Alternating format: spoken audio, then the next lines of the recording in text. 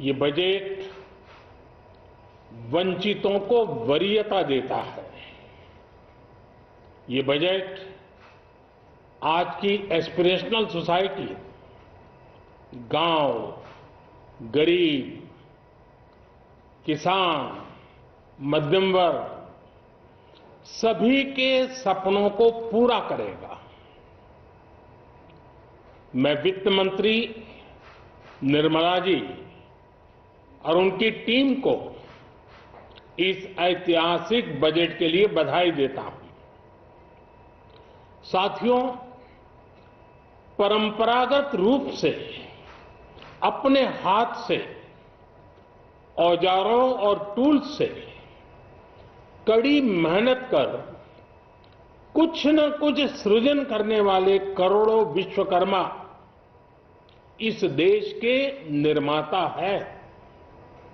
लोहार, सुनार, कुम्हार, सुथार, मूर्तिकार, कारीगर, मिस्त्री, अनगिनत लोगों की बहुत बड़ी लंबी लिस्ट है। इन सभी विश्वकर्माओं की मेहनत और सृजन को देश इस बजट में पहली बार अनेक प्रोत्साहन योजना लेकर के आया है।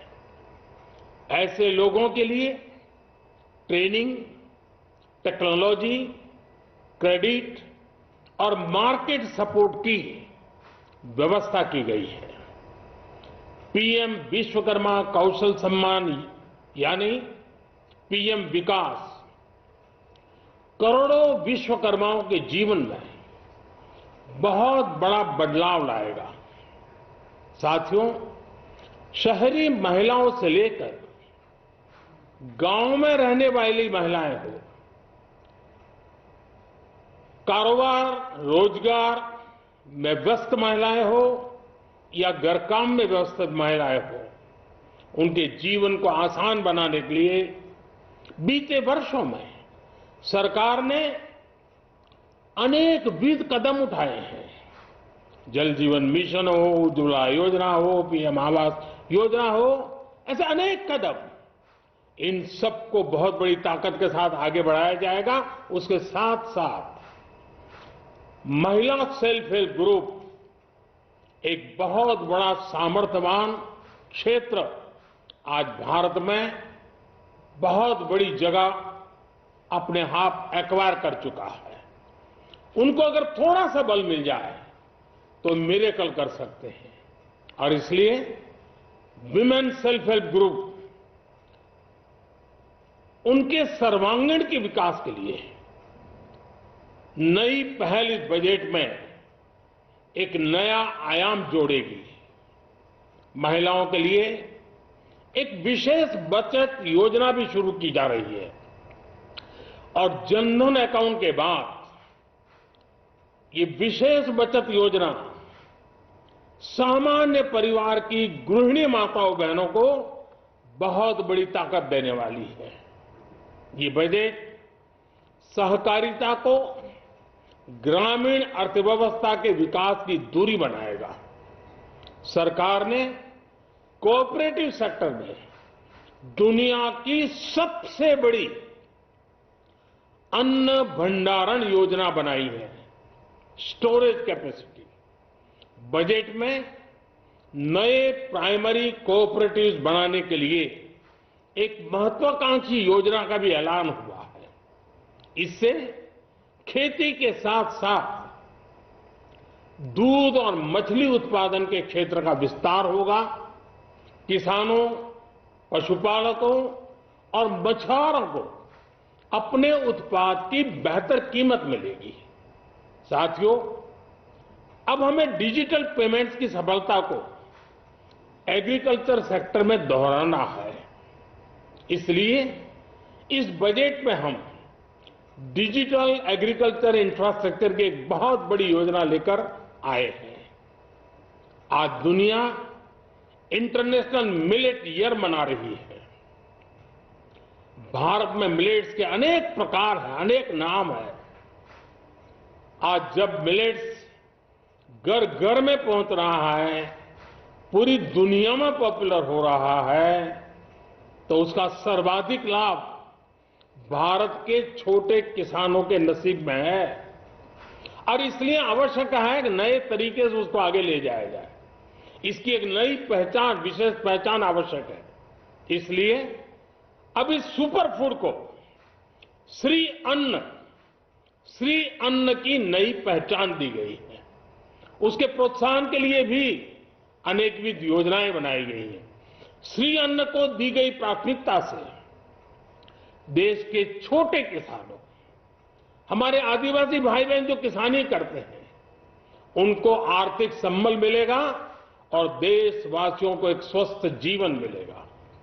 साथियों, ये बजट सस्टेनेबल फ्यूचर के लिए green growth, green economy, green energy, green infrastructure और ग्रीन जॉब्स को एक अभूतपूर्व विस्तार देगा। बजट में हमने टेक्नोलॉजी और न्यू इकोनॉमी पर बहुत अधिक बल दिया है। एस्पिरेशनल भारत आज road, rail, metro, port, waterways, हर क्षेत्र में आधुनिक इंफ्रास्ट्रक्चर चाहता है। नेक्स्ट जनरेशन इंफ्रास्ट्रक्चर चाहिए। 2014 की तुलना में इंफ्रास्ट्रक्चर में निवेश पर 400% से ज्यादा की वृद्धि की गई है। इस बार इंफ्रास्ट्रक्चर पर 10 लाख करोड़ रुपए का अभूतपूर्व इन्वेस्टमेंट भारत के विकास को नई ऊर्जा और तेज गति देगा। ये निवेश युवाओं के लिए रोजगार के नए अवसर पैदा करेगा, एक बहुत बड़ी आबादी को आय के नए अवसर उपलब्ध कराएगा। इस बजट में ईज ऑफ डूइंग बिजनेस के साथ साथ हमारे उद्योगों के लिए क्रेडिट सपोर्ट और रिफॉर्म्स के अभियान को आगे बढ़ाया गया है। एमएसएमईज के लिए 2 लाख करोड़ रुपए के अतिरिक्त ऋण की गारंटी की व्यवस्था की गई है। अब प्रिजम्पटिव टैक्स की लिमिट बढ़ने से एमएसएमईज को ग्रो करने में मदद मिलेगी। बड़ी कंपनियां द्वारा एमएसएमईज को समय पर पेमेंट मिले, इसके लिए नई व्यवस्था बनाई गई है। साथियों, बहुत तेजी से बदलते भारत में मध्यम वर्ग, विकास हो या व्यवस्था हो, साहस हो या संकल्प लेने का सामर्थ्य हो, जीवन के हर क्षेत्र में आज भारत का मध्यम वर्ग एक प्रमुख धारा बना हुआ है। समृद्ध और विकसित भारत के सपनों को पूरा करने के लिए मध्यम वर्ग एक बहुत बड़ी ताकत है। जैसे भारत की युवा शक्ति ये भारत का विशेष सामर्थ्य है, वैसे ही बढ़ता हुआ भारत का मध्यम वर्ग भी एक बहुत बड़ी शक्ति है। मध्यम वर्ग को सशक्त बनाने के लिए हमारी सरकार ने बीते वर्षों में अनेकों निर्णय लिए और ईज ऑफ लिविंग को सुनिश्चित किया है। हमने टैक्स रेट को कम किया है, साथ ही प्रोसेस को सिंप्लीफाई, ट्रांसपेरेंट और फास्ट किया है। हमेशा मध्यम वर्ग के साथ खड़ी रहने वाली हमारी सरकार ने मध्यम वर्ग को टैक्स में बड़ी राहत दी है।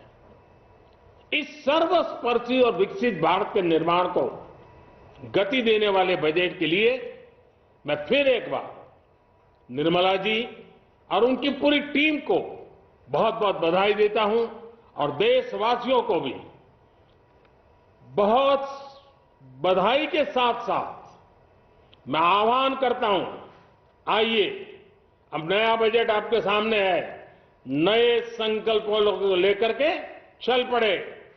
2047 में समृद्ध भारत, समर्थ भारत, हर प्रकार से संपन्न भारत हम बना के रहेंगे। आइए इस यात्रा को हम आगे बढ़ाएं। बहुत बहुत धन्यवाद।